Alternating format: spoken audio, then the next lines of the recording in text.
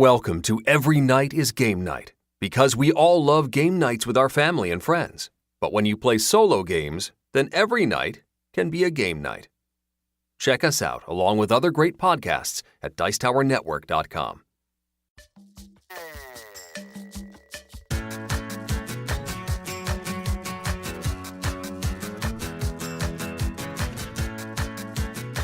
Every Night is Game Night, episode 81, Mage Knight Deep Dive.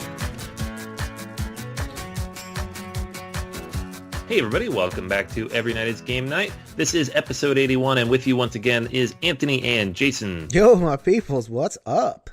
All right, guys, we have a very special episode today. We're going to be talking about Mage Knight, and so we had to bring in a special guest who knows a bit more about this game and has played it a little bit more than us two amateurs over here. So welcome to Kevin Erskine. Thanks for coming on again. Thanks, guys. Looking forward to this. You are our official, you've taken the lead in terms of guest spots. This is now your third appearance total on the show. Well done, Kevin. All right. With more to come, hopefully. Anytime. All right, but before we get started with the deep dive and other stuff that we're going to do with Mage Knight, I wanted to tell you guys about a new segment that we are going to experiment with. We'll see how it goes. We're pretty excited about it. So over the last couple of weeks on the preview series and the regular episodes, you have heard the voice of Liz Davidson from the Beyond Solitaire. We love her enthusiasm, and we love the fact that she is constantly browsing through Kickstarter. Neither Anthony nor I are huge Kickstarter people. Liz is all over it, so I figured there's so much on the solo side, co-op side, that stuff, the games that our audience is interested in, that we could use an official Kickstarter correspondent. So I proudly present to you Liz Davidson's Kickstarter correspondent acquisition disorder segment that we are going to preview right now. Hey gamers. This is Liz Davidson from Beyond Solitaire, and I'm very excited to be joining the Every Night is Game Night podcast as a Kickstarter correspondent. Each week, I'll be telling you about Kickstarter projects that might be of interest to solo gamers like you. This week, there's a lot of exciting stuff to talk about, most notably the graphic novel adventure series from Van Ryder Games. These solo games are essentially comic books and games at the same time. Translated from their French originals, they offer a number of different experiences. You can enter a creepy house to rescue your kidnapped daughter, investigate crimes as Sherlock Holmes, or even find out about life as a werewolf.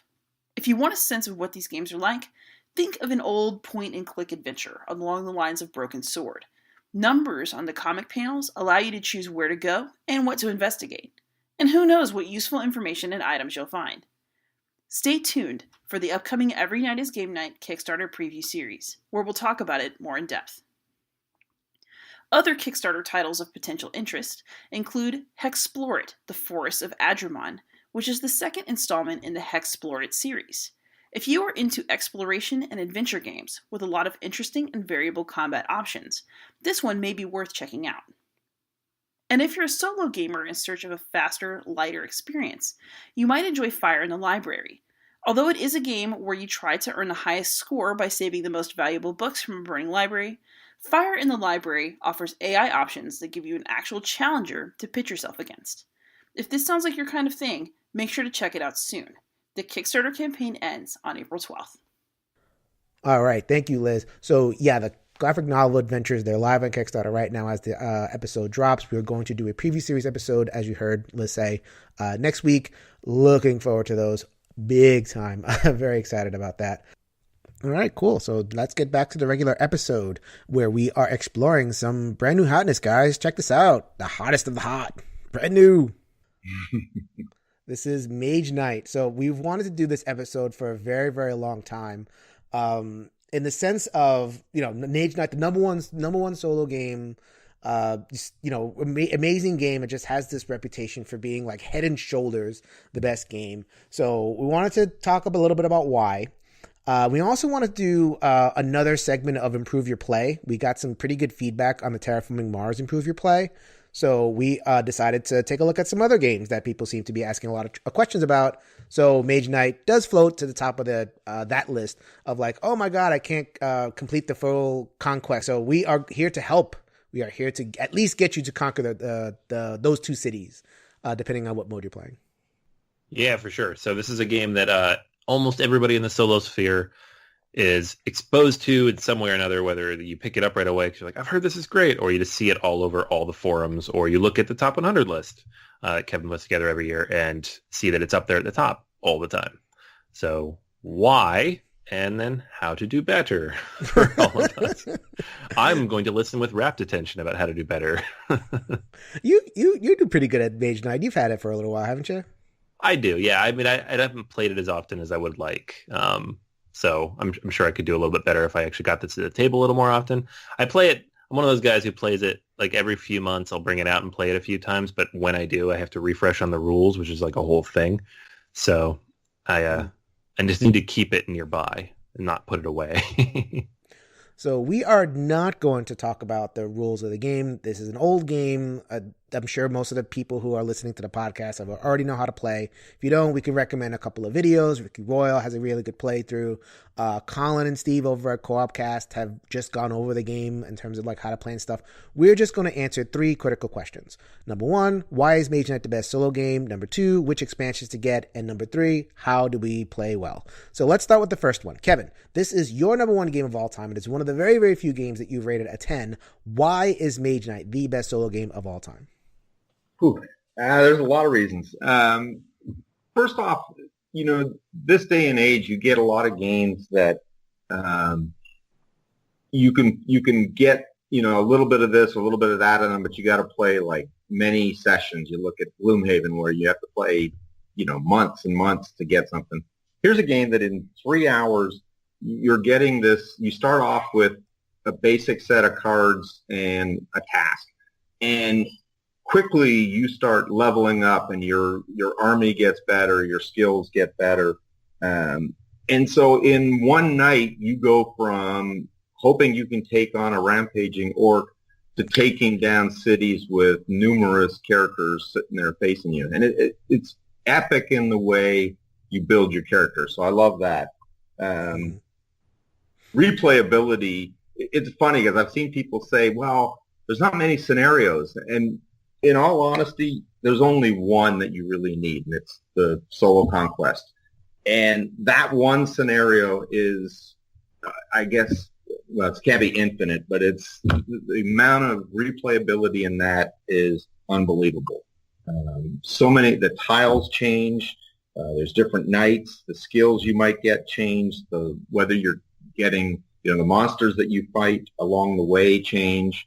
The action cards that you can pick up change, the spells, the artifacts, the terrain. So many things change that if you go into it saying, okay, well, this is how I'm going to win this game, you could be 2 hands in and realize that your plan is gone and you've got to do something different. You can have a general strategy, but you cannot do the exact same thing in this game every time and expect to do well. I'm glad you mentioned that, because when it comes to like, really, there's so many adventure games and they're coming out all the time. Like you mentioned Gloomhaven, City Kings just shipped, Dungeon Alliance shipped like a month ago, Gloom and Killforth, and there's so many of these adventure games. It just, I struggle to explain like why Mage Knight is the one. I think I definitely wanted to hit on that. Like I definitely agree that like, the expansion, that's the epicness of it, but the replayability, like I threw it down on the table the other day and I was doing like way different stuff. I was, the different characters feel very different, especially as they kind of build out and get skills and stuff. Yeah. And, we were talking earlier about how, certain games come out and it almost seems like $100, $120, $150 is kind of typical of the game. And here's this game that's, I looked it up today, it was $56 on Cool Stuff. That's a bargain these days. For what you get, it's astounding. Yeah. And Anthony, you're the puzzle guy, so I was hoping you'd chime in there and talk about the puzzle elements that you get out of this game. Yeah, man. I think like you guys talk about the adventure games, the overland stuff, and that stuff doesn't really do it for me. I like exploration as much as the next guy, but it can't only be that. I really, really like the solving a puzzle, figuring a thing out. And so those, 10 to 15 minute sessions of staring at the cards and trying to figure out how to plan and play your move just right to do the thing you're trying to get done. I love that. And this game really struck me almost immediately. And it's funny because back when I was first looking at it, before I even got into solo games, I was turned off because I thought it was really just more of an adventure game. And I was like, I don't really like those. But once I got into solo gaming, I was like, oh, you know what? This is what this is. This is why people love it. And then I was like, well, of course I have to pick this up. So it's just all the different possible combinations. You get so many different possible card options. I mean, it doesn't, yeah, you guys talk about, there's just the one scenario or a couple scenarios you can do solo. Doesn't matter at all. The replayability combined with all the different ways that you kind of puzzle out a solution within that single construct is impressive. And you compare it to some of these other games that come with, dozens of scenarios, and you're like, how does this game do so much with not little? There's a lot in that box, but there's not, it's not exploding with all this necessary, story content or constructs to guide you in what to do. It's just really solid puzzle mechanics that you can replay over and over again. Really cool. Do you think you guys can put a finger on, because I hear this is the main criticism I hear of Mage Knight. So it's too puzzly. It's too brain burny. I think Rado did a run through of this, some years ago, and he's like, I traded this game, just wanted to make sure it was too brain burny. I'm not going to do this for me.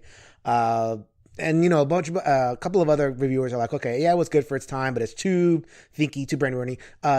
Do you feel like, do you see where they're coming from, and how do you respond? Like, how is it that a lot of people can see it as too brain burny, but like it hits the sweet spot of gamers who, I love my thematic rolling games, you love your strategic games. How did it hit that for us, and it's too brain burny for other folks? I don't know.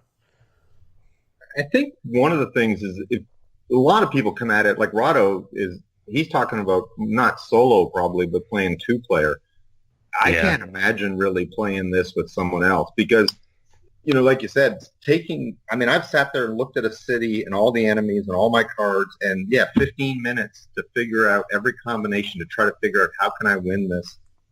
If I'm playing with someone else, that person probably fell asleep or left the room. So I can see that being a problem. But for a solo gamer, I don't see as many solo gamers saying it's too puzzly. At least I don't hear that. Okay.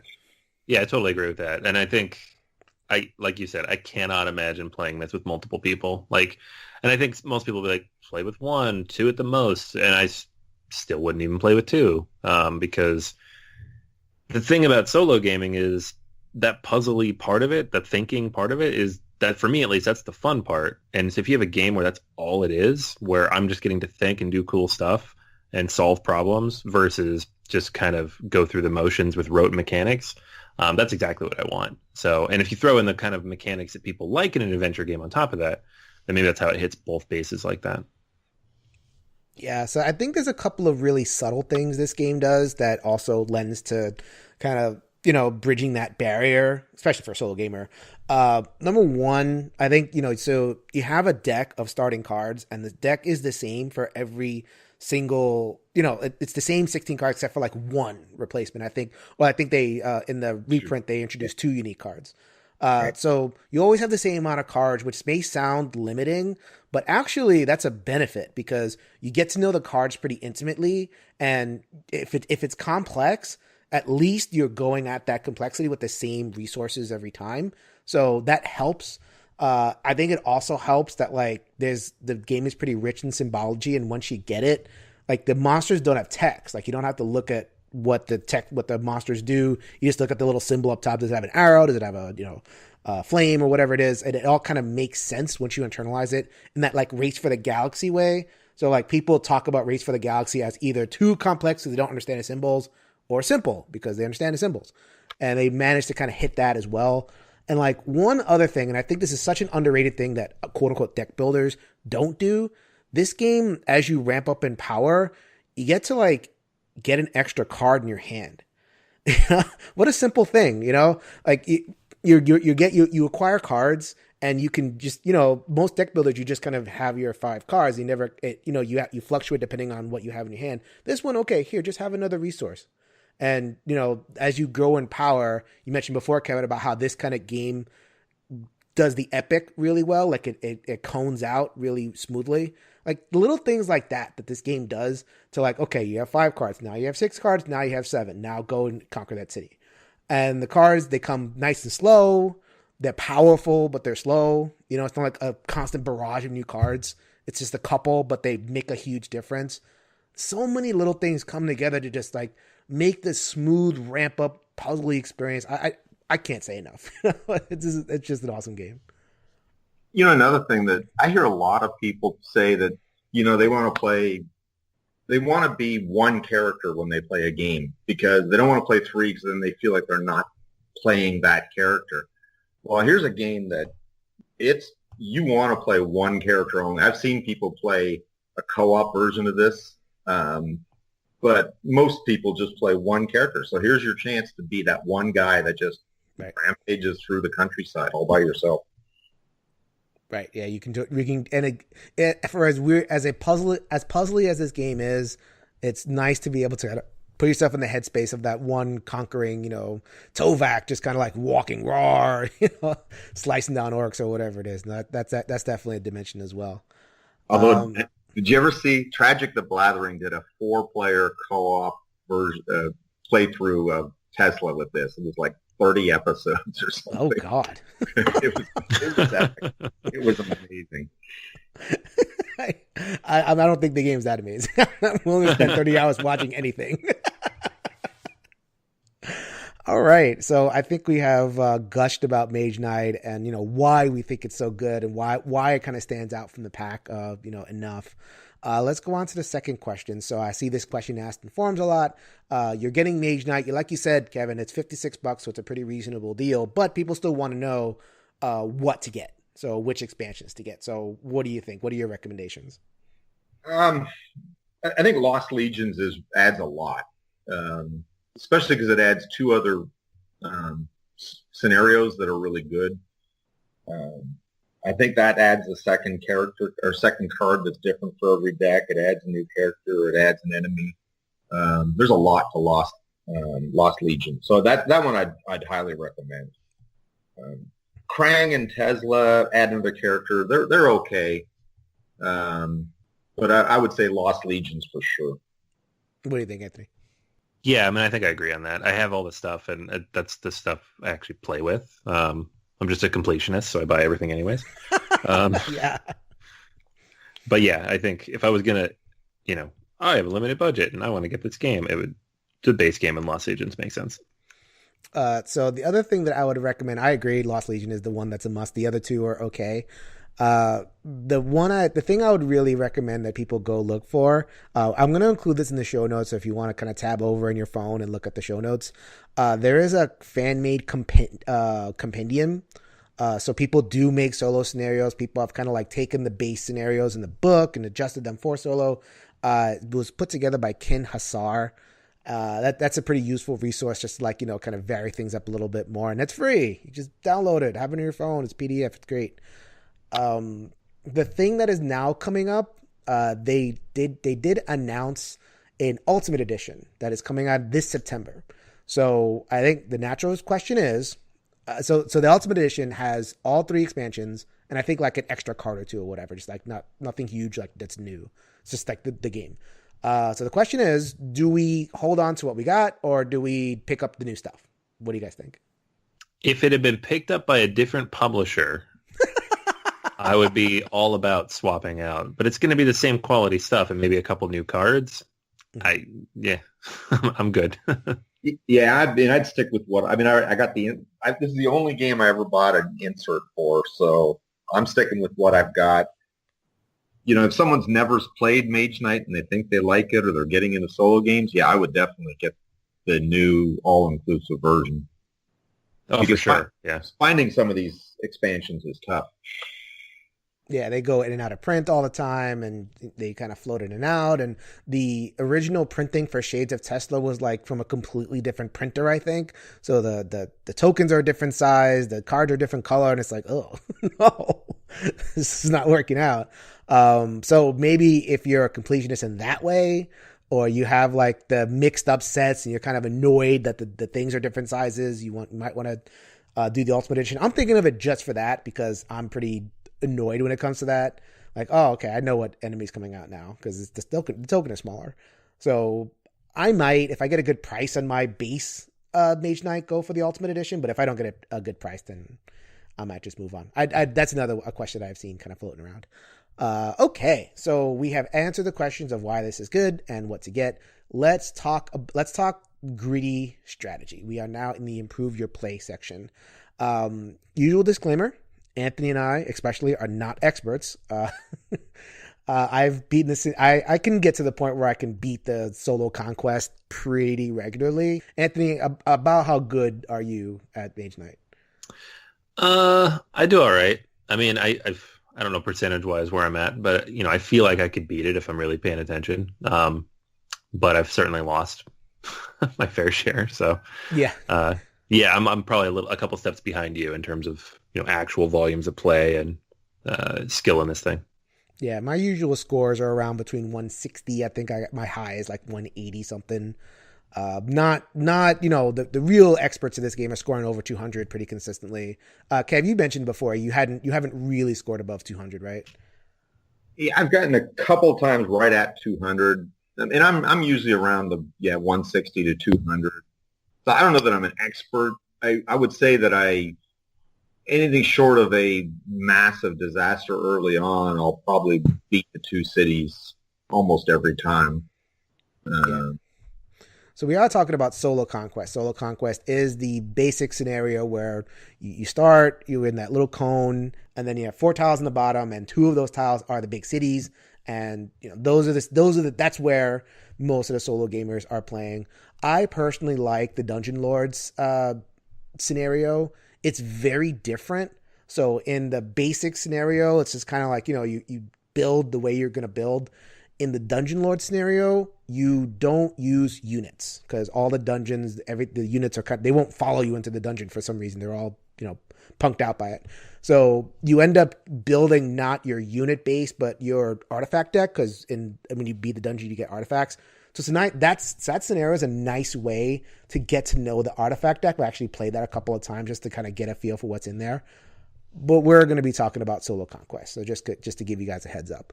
Do you have a favorite character that you like to traipse through the glades and stuff with? I think I thought about that. My highest score is actually with Wolfhawk, surprisingly. But without looking at the scores I wrote down, I would say Goldix. I love the amount of mana that you can get easily, and he's got one really good movement card, or a skill. Well, for 2 movement, you can move 2 spaces regardless of terrain. Yeah, I like Goldix a lot too. I've also played with Norvas a little bit. I like the kind of the different buffs that you can kind of play around with there. He's probably my least favorite. What? What? No. I don't use. I guess sometimes I don't use units as much as I should. So one of Norvis's things all are around units, or a lot of his skills. Yeah. Yeah, he can untap a unit or unbloody a unit. He can get a spare unit. He's the one I use the most. Like if I want to do a new scenario, or like when I went back because I hadn't played it for a little while for this episode, Norwas, hey, but he's my friend. I love units. I love having like a cloud of witnesses to help me conquer the land. That is my favorite character. I'm surprised to hear you say that. For a new player, I would recommend Tovak. Tovak is the guy that just has buffs upon buffs upon buffs, and he just gets really strong. So that's the one I recommend for that. But if you progress a little bit past in terms of your strategy, I think the other characters have a little bit more to offer. Yeah, I mean, have you used Wolfhawk much? She does nothing with her units. Well, that's true. You say you like that Dungeon Lords scenario, and you can't use your units there. Right, you are correct. I will use Wolfhawk in the Dungeon Wars thing. She's fun. She's not the one that uses wound. Oh, Arathea is the one that uses wounds. Yeah. So that was a fun one if you want to play a really aggressive. Like if you don't care, if you just want to like bust some heads, that's a good one because you get wounds in your hand, and Arathea will let you use your wounds for like, hey, use your wound now for +2 in combat or another move or something like that. So that's pretty cool. Wolfhawk, I guess. She does a lot of debuffing of enemies. Like she'll just say, "Oh, you don't have resistance now," so that's pretty cool. Well, she got a lot of movement too, which is really good for the if you're going into the mazes and things. because then you can use that extra movement to get better. You can get artifacts instead of just getting crystals. Oh, that's true. Things like that. Yeah, Tovak's Tovak's the best one for if you just want to go hit things, because almost everything he's got is about combat. It's just, you know. But I love spells, so that's why I like Goldix and Krang too. Yeah, if you're new, you're gonna want to go with Tovak just to get your feet wet. The next thing you choose, like, so you have your character and you set up everything. The next thing you choose is your tactics. So I don't know if you guys had any thoughts in terms of like which tactics to play and which are good when, or all that kind of thing. The only thing I'll say is every time I see someone do a video, someone recommends taking Great Start to start the game. And I'm like, that's a terrible choice for Soul. Trap. It's a trap. It is, because you're going to move somewhere. I mean, to me, I like planning, because I'm going to leave a card or two in my deck, and I'm going to get an extra card. What do those cards do? Well, planning is the one that, as long as I have 2 cards left in my hand when I end my turn, I can draw up to 6 instead of 5. Mm-hmm. And so I'm going to have an extra card every turn pretty much for the rest of that round when you don't have very many cards. So I like that early on a lot. A Great Start, you move, you do something, you get close to something, and then you end your turn, and that's so much for your Great Start. Great Start's good for or competitive play. I don't see the point in a solo game of ever taking it, unless you're starting the second day and you're right beside a town or something you want to fight. Then take Great Start, so you get 2 more cards into your hand. Yeah, that's the one I will take Great Start, is like if I see like a mage tower right there and I want to just like get it out of the way, conquer it, and I just want the 2 cards to get there right away, I'll take it then. Just so because getting off to a good start is so important in this game. Like there's so few turns, like, because you got the dummy player he's not like rushing you, but at the same time, before you know it, it's over. But like if you can get to like a mage tower, or if you can kind of, you have like 2 enemies that are just like standing right next to each other, I actually kind of like that one. So sorry, I'm gonna have to go against you a little bit.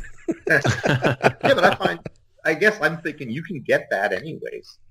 I mean, move up to it and then draw your hand. You're going to have 6 cards going into that fight right beside the mage tower, instead of trying to rush and do it in one hand.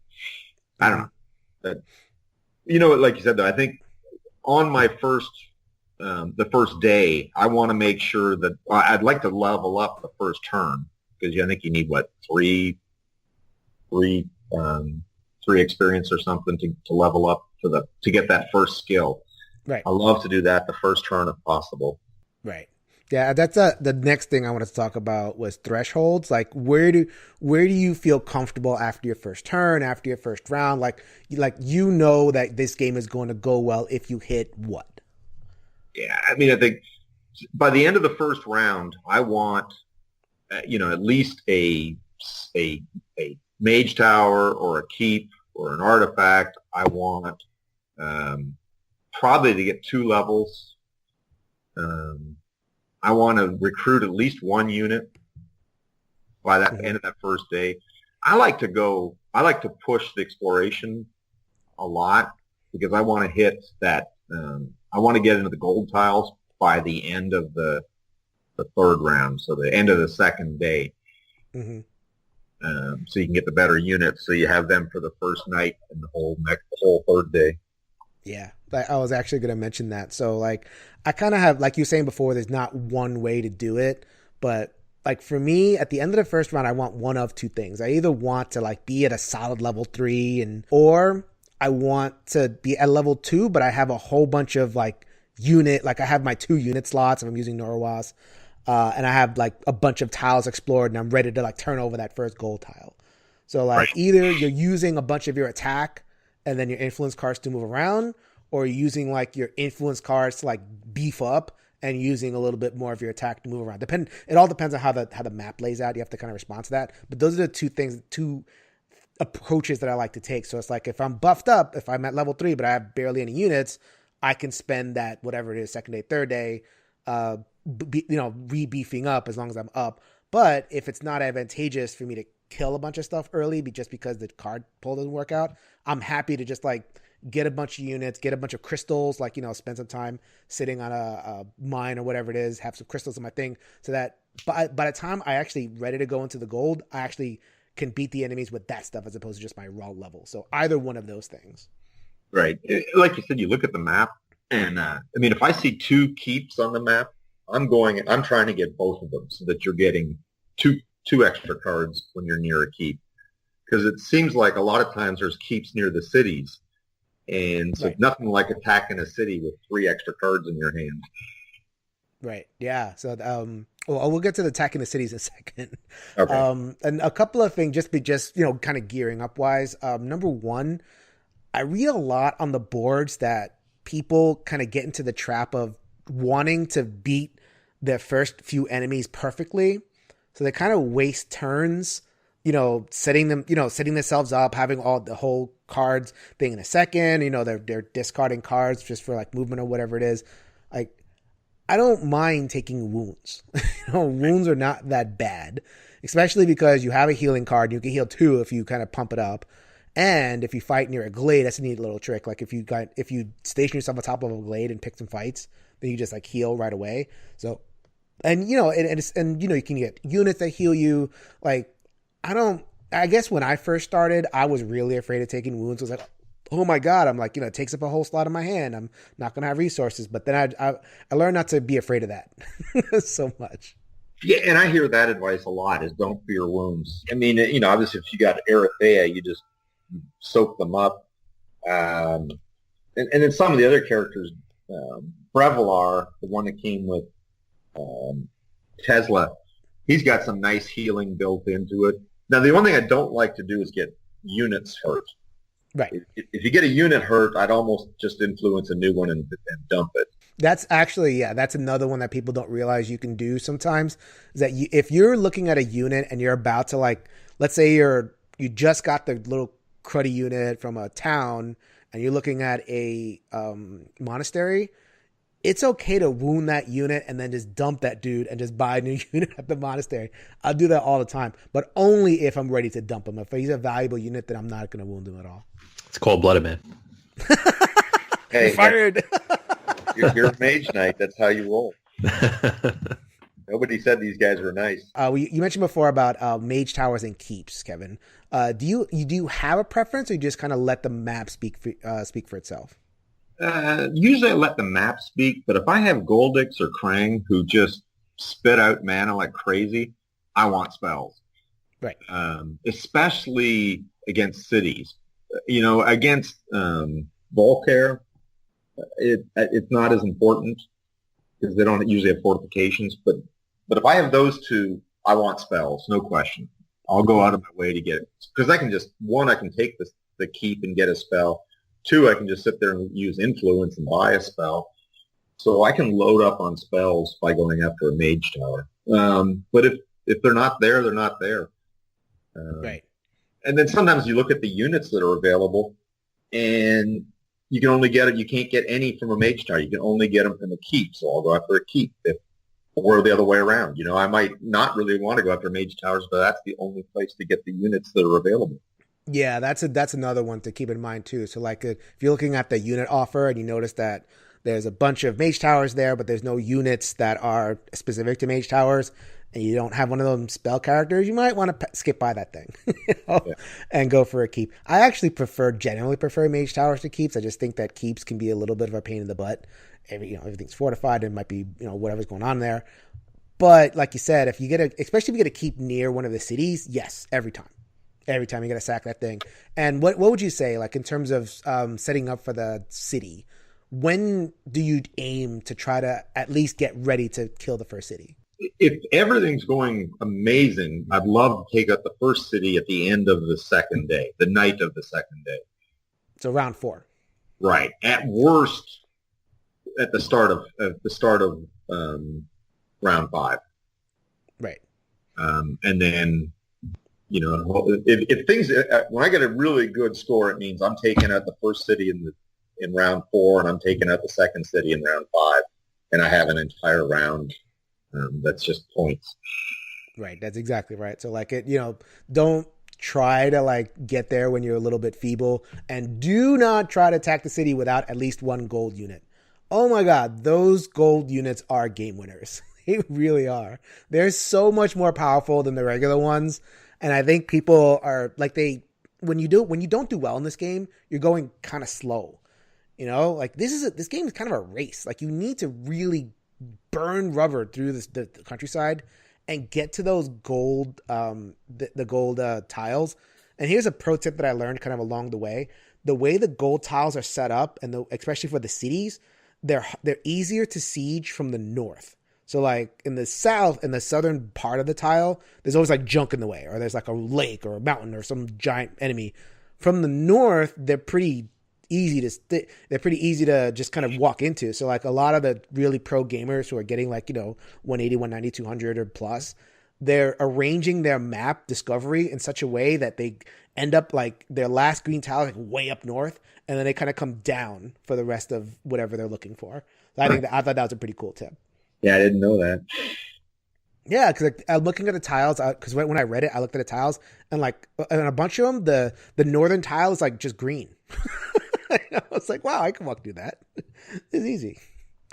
So yeah, and if you can stage yourself from a keep, and that gives you the extra card, and you can just kind of do your thing from there.